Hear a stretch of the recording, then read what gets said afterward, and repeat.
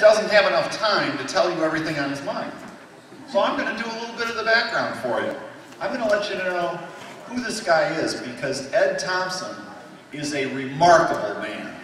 How many of you have seen the video, Ed Thompson, a Remarkable Man? Not nearly enough. Not nearly enough, I can tell you right now. Okay, Ed Thompson was born back in, oh my God, history isn't recorded back that far, Ed.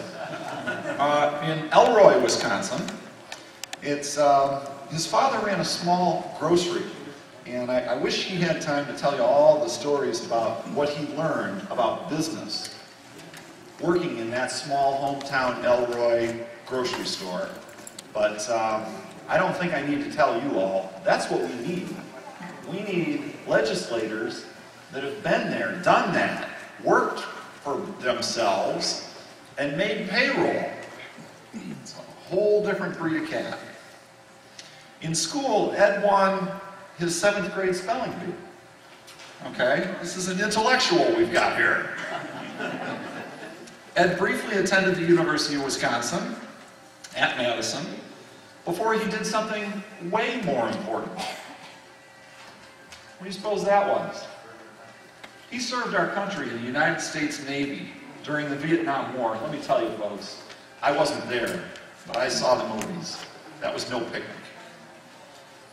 Ed has 4 children. Anne Marie Green is a public school teacher in Richmond, Virginia. Kristen Beth Ashford is a State University professor in Lexington, Kentucky.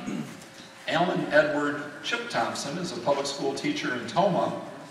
And Joshua Thompson is an attorney with the nonprofit law firm in Sacramento, California. Well, now what does that tell you? We got a guy who's a success. I don't know if any of you could not agree that a parent who has 4 successful children is a success. Don't let any politician tell you any otherwise. Ed has shoveled asphalt on a road crew. He's plowed snow in the country, welded in the cab shop at the Janesville Auto Assembly Line. He's worked on the Oxford Federal Prison, and he's competed quite successfully, I might add, in Golden Gloves boxing. And if you ever get a chance to shake hands with Ed Thompson, I think you'll figure out in a big hurry why. This guy's hands are like bear claws, and you wouldn't want to be on the wrong side of them. This is the kind of power we need in our state legislature, I'll tell you. I understand he was a professional gambler, but it doesn't show up in his online bio. But I think he learned a thing or two probably in Las Vegas during those times. And in 1990, he bought a building on Thomas Main Street that would become Ed's Teepee Supper Club. How many of you have been to Ed's Teepee Supper Club? A lot more of you than have seen his videos. And I think it tells you a little bit more about who Ed Thompson, the remarkable man, is. In fact, since 1993, Ed has hosted Toma's annual free Thanksgiving dinner at the TP there.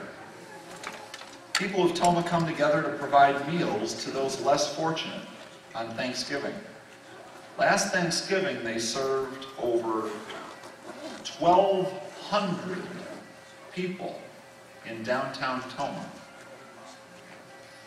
Now, something else that I wrote that's between the lines, something that doesn't show up in the bio online about Ed, is right about this time in his career,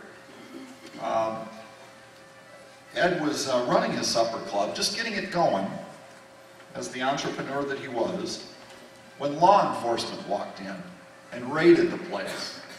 Now, what was the terrible, heinous crime that he inflicted on the people of Toma? He had a couple of nickel video poker machines. For that, they took every penny out of the till, took the video machines and busted up the place. By that I mean dispersed the crowd. There was a big party going on at the time. It's not something that a small business person can withstand. Any of you that own small businesses know what I'm talking about. Ed was elected mayor of Tomah, a city of over 8,000 people, in April of 2000, defeating a 2-term incumbent. As mayor, Ed worked to shape up Tomah's financial situation. He helped reduce the city's debt from over $4 million without resorting to extending the expected property tax hike. As mayor, Ed also championed and oversaw the creation of a senior and disabled program at a minimum cost per year. And the senior center was open with no cost to the taxpayers. After serving as mayor for 2 years, Ed ran for governor of Wisconsin. Now, some of you might know that campaign. For those of you that don't know that campaign, this is going to be an eye-opening presentation for you, because you're going to find out why, as a libertarian, in 2002, Ed was able to garner 10.5% statewide.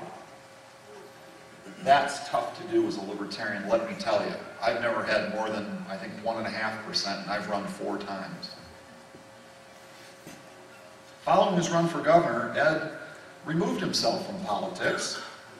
He was the subject of a documentary titled A Remarkable Man. That's that video I strongly recommend that you take a look at, which detailed his life and his run for governor.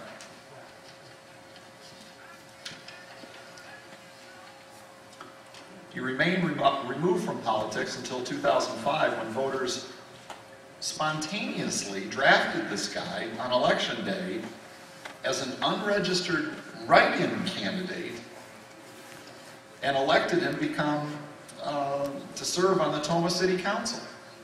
I mean, that's a lot of popularity. You get written in when you didn't even run. After you'd run before, they knew who he was. Having not run for the position, Ed was reluctant to accept, but the overwhelming support he received led him back into public office. And then as mayor, Ed again worked to control government spending. Ed has helped